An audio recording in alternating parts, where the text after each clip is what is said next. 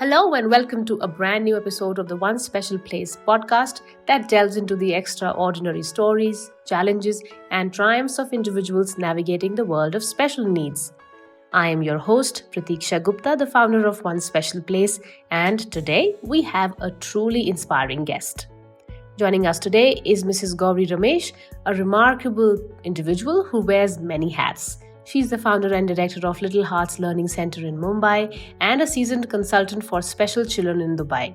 She's also the mother of an autistic adult, and with over 25 years of exceptional educational experience, Mrs. Gowri has dedicated her career to making a meaningful impact in the lives of those with unique learning needs.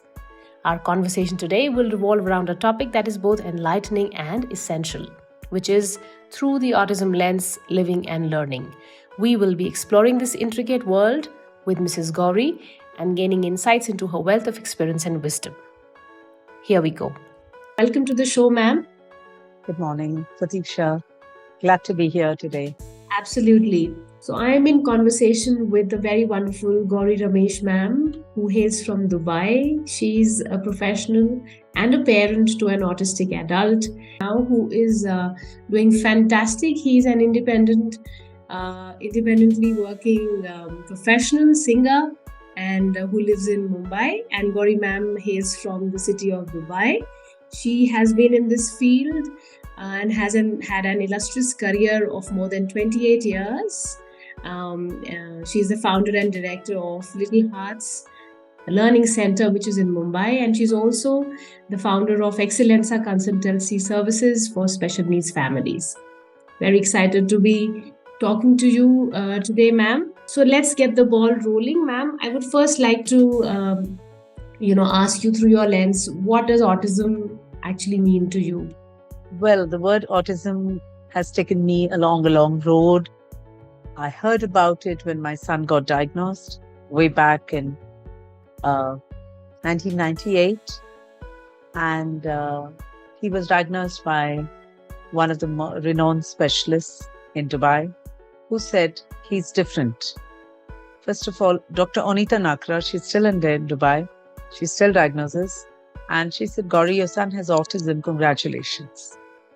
And I had no clue about it. And I think that word made me feel a lot lighter at that time.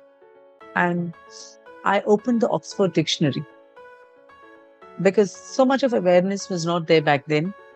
Yeah. And when I said autism, it said neurological and all that. And I took it very lightly. I said, oh, is that all? Yeah. And fortunately, I have a daughter who's just a year and a half younger to him, who was 1.5. And it was my father who pointed out that he's different. He said, I had quite a few people who told me, can you just show him to a doctor? And the maternal instinct never let me look at him differently. Okay, I mean, I said, all of us are different, so is he. But then that digging of the word autism started. Yeah. And a lot of things unraveled as to how different he is and why he is different. And for me, it was very obvious because my daughter was with me and she was doing things, at her pace, the typical pace, and he was different. So that was very conspicuous, I should say, that, that made me realize that there are these challenges and there are these gaps which I need to fill. So that is how the word autism came into my life, and it's still on. I should say it's still on. It's a long road. I'm privileged to be having a son like Ramnath, who has taught me a lot and who's given me an opportunity to reach out to the world. Yeah, like you said, through my lens. So, yeah. That's so amazing to learn that you are still continuing to shed light in other lives through your work as a professional. And I'm sure you've had a long journey raising your child. And like you mentioned to me, he's 25 years. Yes, he's completely 28 today. So the intervention started when he was 3 years. Not even 3, less than that, younger than that. So it's about 25 years. That's amazing. So, And a lot was there, a mm, lot was not there. right, And today, of course, you just you Google autism and you have n number of articles giving you reflections. But back then, there was nothing. right, absolutely. So, ma'am, like we were chatting just a couple of minutes ago, could you tell us what Ramnath is doing and how it has been Well, as a parent? uh, yeah. See, it started. If you're talking about present, uh, proud mother to say that he's a very independent adult. Yeah, my focus was on independent living. He's lived alone, of course. Adults in the spectrum are very different, and he was trainable. All students are trainable, but then my focus was on enhancing his independent living skills. Yeah, and it was not easy. Right, I'm talking about 20 years of intensive training. And today, what he is not what he was. He had severe challenges, severe communication challenges, severe behaviors. So, at every intervention, the intervention was different. Every stage, the intervention was different. The teenage was at phase, you know. And then, as parents, it is a message to parents that as we are growing old, we don't have that kind of energy, mm, to handle them physically. So when you make them more independent in their environment, you have a little less to do. right, You have right, a little less to contribute, and you're happy to see them doing things which they can do. right, right, Yeah. Like as college goers, we've all traveled independently. There you don't need to scale up, but then optimize independence is my first message to parents. Optimize their independence, let them do and see them doing rather than doing it for them. absolutely. And I think that is so important, this perspective.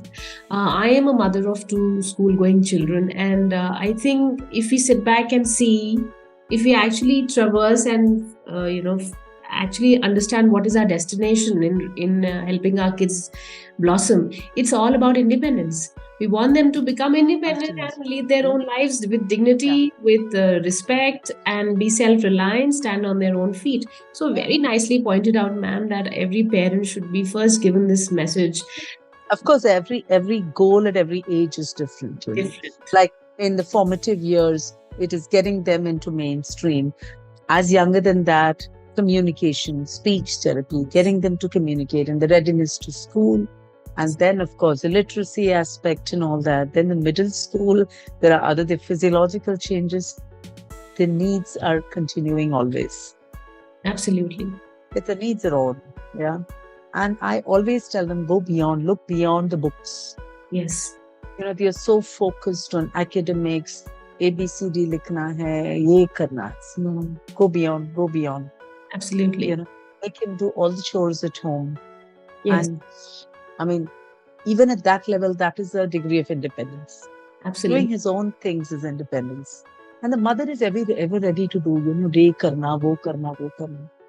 I said, you do it continuously, we never learn. Yes. Absolutely. Wonderful. My next question, ma'am, that I want to talk about is your point of view on neurodiversity. It's a term that we've been hearing more and more since the past 4 to 5 years. When I was graduating, this term was not there. But now, due to more acceptance of autism and other neurodiverse conditions, this is gaining a lot of popularity. So, what do you think about neurodiversity, ma'am? And how do you feel it is changing the landscape of families with autism and other similar conditions? So, Pratiksha, when you're talking about neurodiversity, which is very recent, right? Yes. It's very recent. So, I wouldn't say it's gained a lot of popularity. It is a very scientific term. When I talk about neurodiverse, you ask me, what is it? So, I guess professionals like us who are in the field are conversant with the term. But per se, when you talk about the layman, they look at it from a different lens. Yes. They are puzzled. They know there's something missing. Yeah. Yes. So, personally speaking, I use this word when I meet professionals. Right. And when you're talking about these workshop and conferences, like there is something recent again, I'm attending a neurodiverse inclusion workshop in Bombay. So then uh, when you talk about layman, they don't understand what is neurodivergent, what are neurotypicals. Yeah, they come to just lucid language, like they are different. Yes, a lot of them know autism today. Yes, I agree. Thanks to the awareness and the whole, pan India, the awareness on April 3rd, which happens, everything lit in blue and all that, and all these MNCs giving quotas for autism. They know it's autism. Now, neurodiversity, I think it encompasses everybody. Autism, the ASD, the Asperger's, the ADHD. It's a big umbrella. Yes. Right? Yes. So, yeah, I think they all come under one umbrella. And the overlapping features. Yes. Similar, different, they're all under one umbrella. So I guess, I personally feel they shouldn't be under one umbrella, if you ask me. Back then, I can remember many students in my class who were the neurodiverse. They never got diagnosed. They were embraced. But unfortunately, when you're talking about now the very word neuro, they think there is a problem with the brain. The word neuro is enough. So when I spoke to somebody that he is neurodivergent, so they asked, does he have a neurological problem? Actually, it's a very interesting take that you highlighted, ma'am. So by you feel, I mean, we can obviously have different points of view. So by labeling people as neurodiverse, it's compounded, it's complicated the systems. Today, no mainstream school is ready to take in a neurodivergent child without support. It's really sad. Without support. When I was working with DPS Sharjah, there were many students with ASD. The teacher had the child in the class. Right. The students were educated on his needs as to how to support, how to include, and the system was changed for him. Today, that's not the case. The word neurodivergent, and there's a dark cloud in the minds of professionals, in the minds of the so-called lay people also. And inclusion is very hard. It's becoming very difficult. So, ma'am, I feel that the word special needs was more acceptable. The word special needs, okay, they are special, they need support. But now when this word neurodivergent has come, I have seen a lot of perspectives which are not very open, honestly. Oh, he's got a neurological. Now, when I contact MNCs for his placement and I tell them that he's neurodivergent, they say, sorry, ma'am, we don't. Sorry, we don't. And I was very amazed that when I went to a youth fair, it was not even included in the form. It was not included. I went to the organization and they asked, what is neurodivergent? So to that extent, it has not really, taken ahead in terms of understanding the awareness. I think it is in the professional arena that you mean. Professional arena, exactly. In my everyday experience. Till now, you've seen that. Okay, I think that's even an educated parent tells that my son has ADHD, my child has autism. But this usage of neurodivergent is not right. That's a very good way of looking at professional field. Yes. Yeah. Okay, great. Let's move on to the next question, ma'am. So, you've been a parent, you've seen all stages of your son, right from a toddler growing Yeah, up yeah. to a teenager, and now an adult working professional living independently, making his own living. So, ma'am, what, according to you, should parents be mindful of? So, you did speak about keeping a goal of independence in mind, but what other things should parents be mindful of? Well, very important is uh, the changes which the child is showing. Yeah. Right, Adaptability is difficult for them, right, but then it shouldn't be taken to a point when it gets very difficult for them to manage. So, when you say right, nip the bud, and mindful of these changes, these drastic changes which they see. Like for instance, I have a student who went to school. They lack expression, and I'm just giving you an example that he closed the books, he closed the bag, and he doesn't get up in the morning. Mhm. Right, So they show it indirectly. They show signs indirectly. So the mother said, no, he's not well. He's not well. Actually, there were these things, which were happening in school. The mother was not aware of. right, right, They were not aware of. So, be mindful of these changes, these deviances which take place. right. That is what you need to be mindful of. Otherwise, I'll tell you, every parent, every mother, I see the kind of work they do. They take me back to my stage in life. Right. They're ready to do anything for their child. And that amazes me. That really amazes me. And unfortunately, the challenge is so severe that you take one target which you have met, and then again, there is a regression. Yeah. And then, so that rise and fall is unfortunately with ASD. Yes. Otherwise, in most cases, it's very consistent. They've learned it and they've learned it. Whereas this, this condition is, Is like I know that. you feel very excited. Wow. And suddenly something then comes up, resurfaces, I would say. So yeah, Yeah. be mindful of the changes and be mindful of your health. Yes. I think the parents We are forget. always looking at child. No. Be mindful um, of yourself. That's so important to also highlight that there's something called as burnout in mothers, very common these days because they want to be that Durga. And I do parent workshops for that. I do parent workshops on mindfulness, wellness, and parent communication. Right. Because the mother is burnt out, Yes.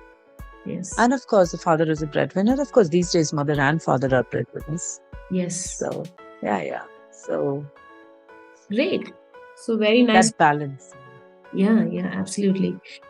So I'm in conversation with Mrs. Gowri Ramesh, and we are talking about autism through her lens, and having some great, amazing experiencing share of experiences.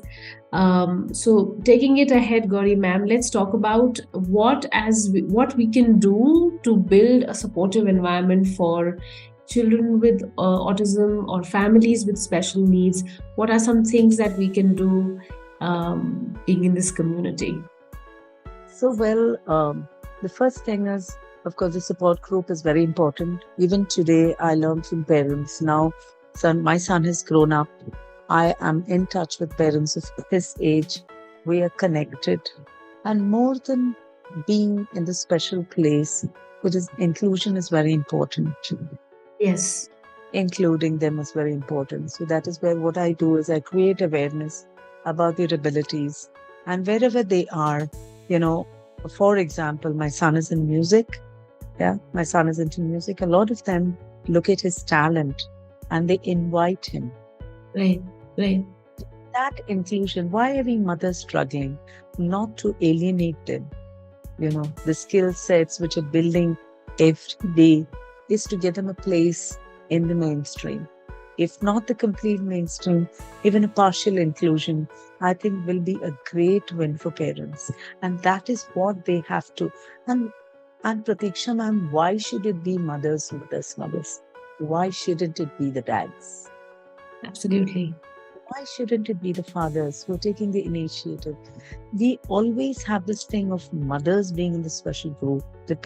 Why can't it be a parent group? Why can't we have a dad's group? Why can't we? Right. They will have more to share. They are out in the open. Absolutely. They are They're meeting out in the people, networking, and being at powerful positions. I agree. yeah. Very true. Very true. And get them a place. You are working in an organization. Go to the organization. Go to the inclusive department. Every organization has an inclusive. Get these children there. Create awareness through that. That's what I do. That's what I do. Right. It took a while for my husband to even discuss. But now I say be privileged. Right. I don't say we have a special child. Say I'm a privileged parent of a child with determination. Absolutely. So nicely put. So, ma'am, we also see these days there is a lot of change that's come about, at least professionally speaking. I've seen past 5 years, like you mentioned, everybody knows about autism. So, we do hear about sensory friendly parks coming up and Oh, yes, there are plenty. residential setups where, I've heard about something called the Autism Village, which is near Hyderabad, where, the entire property is friendly. My friend was a director there, Sinu George. Okay. She was the director. Yes. So I think these are also very important parts of building that supportive environment where a parent knows that, okay, I have somewhere to go to when I need help, as compared to vis-a-vis what it was maybe 20 years ago when you were. So you did mention you had to go to US to do some trainings and get all the knowledge. So was it very difficult, ma'am, at your time finding support? Of course, yes. It was very difficult because he was all over the place, and we only had our, a few friends. Yes. And of course, fortunately, they had huge spaces. So traveling with him was difficult. Not these days, even Indigo Airlines are educated today. Airlines are educated on autism. Police are educated on autism. Back then, it was nothing. Like, I could not tell him why my son was running all over. Right. Yeah. But unfortunately, we had a family, extended family, who were ready to keep them. In fact, I just met my aunt, my friend's mom, where she had said she was in the US and in New York, and there are wooden floors. And she said, please keep him tight and let him not jump on the floor because the people might come up and they need to rest. And I did not sleep the whole night. I held him on my lap. Those sensory, it was out of the window back then. Yes. But yeah, when I look back, I don't know how I did it. I should tell you, I don't know how I did it.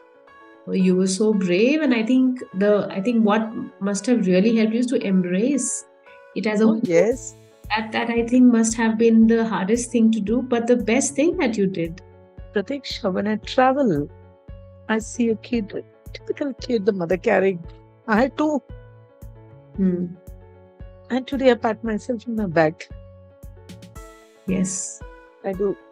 I think time has stood testimony to the fact that what a full upbringing you have given to both your children and embracing. And not only my daughter, even my daughter.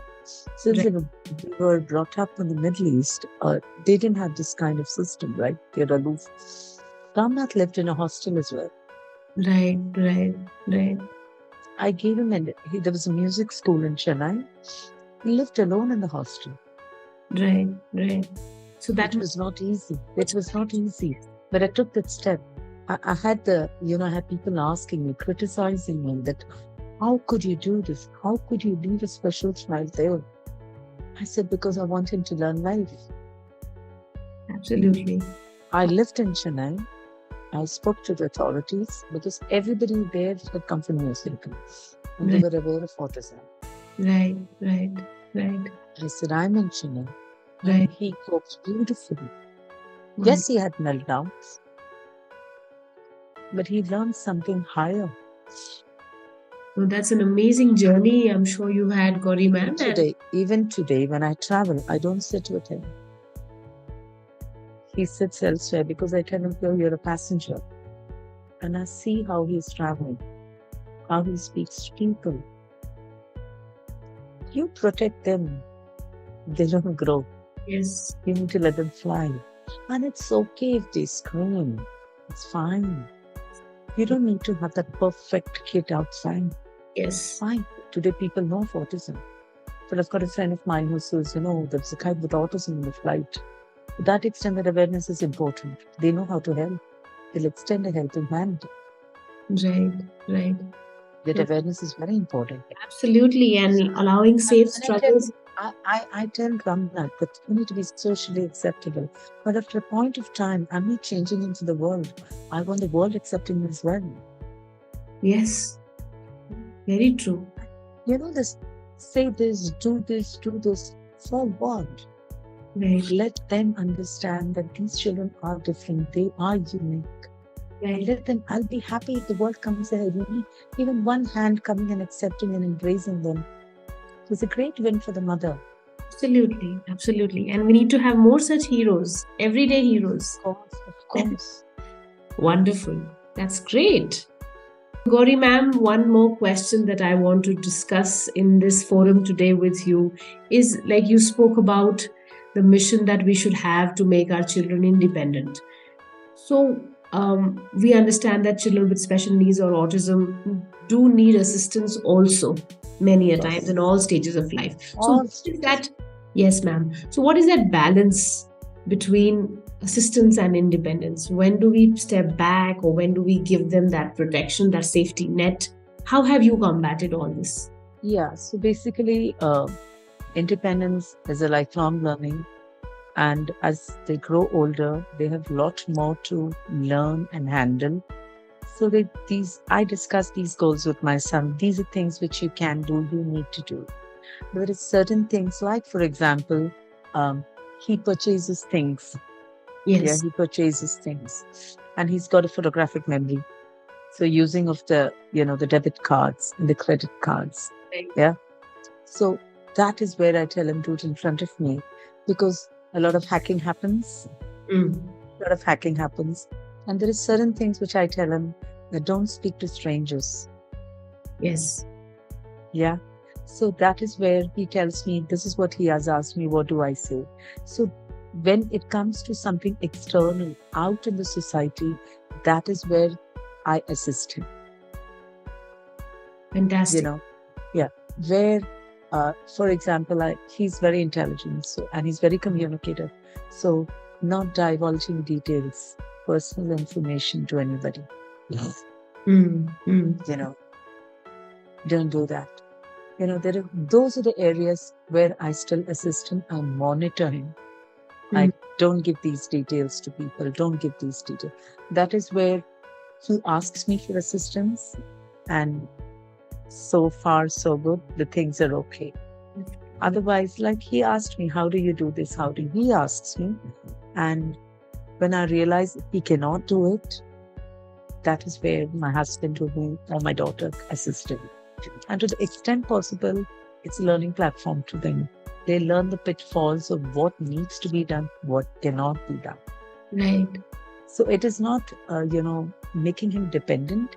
I feel more important is their learning of what is wrong, what is right, and what is, I would say, use the word dangerous.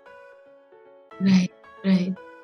When he used to college, when he came out of college, I told him, once you get out of college, no looking at anybody's face till you reach home. Because they're vulnerable. Yes. Yes. You're innocent. Yes. Yeah. So that is where I've also told him, never feel ashamed to ask for help. Just say, I need help. So coming back to assistance, at this juncture in my child's life, it is more to do with, his safety in the society. Right. Right. That is where we assist him. Otherwise, independence, yes, I think he's come a long way. And our message to parents is also the same. You know, optimize independence. Optimize independence is the only thing. The fear that ye kuch hoga, wo kuch karega, kuch nahi karege. You know, yes, one in a basket is a rotten apple, but there are good Samaritans. Absolutely. And we are in a safe environment. We've kept them in a safe environment. We're not going to let them go anywhere. So, to that extent, yeah, optimize independence. Assist them, but then let it be a learning problem. Assist in the sense that it should be a learning curve for them. They should not become dependent on you. You know, sabke liye ma. No. You know, let them achieve a sense of independence that they can do it. That is where assistance should take them to. Wonderful. I think so nicely put, and the flavor has been like, because you have experienced it firsthand, so it comes with a lot of value. I experience it every day. Yes. Experience it every day. Like there has been times when people have taken money from him and gone away. Yes. He got 2,000 rupees for his first internship. He got his salary and he didn't have change, and the taxi driver took it and absconded. And he was standing in the same spot. But that was a learning curve. Learning curve. That's it. It happens to everybody. Yes. So he said, yeah. So we need to adjust our own lens of looking at it, I think. And since you have a daughter as well who has had a typical childhood, and I'm sure you can weigh and see that both need that assistance, and both you have to strike a balance with every kid. So just because a child is neurodivergent, it doesn't mean that he needs something very different or something. I would say the sibling battles more than the child himself. Yes. How true. Yes. And the balancing for the mother between the typical child and the special child. I used to feel guilty when my daughter was little, but I could not spend a lot of time with her as a mother. Fantastic. That probably can be another episode that we would want to talk about. Yeah. I think so many parents say the same thing, that it's very hard to do it.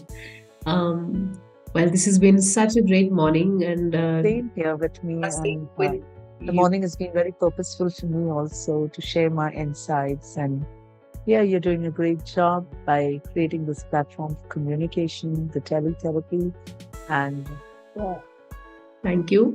Thank you so much, ma'am. Deeply grateful for all the. Thank you, Pratiksha. Thank you very much. I hope these words and the voice of mine is going to add value to families and parents, and I'm always there for any support.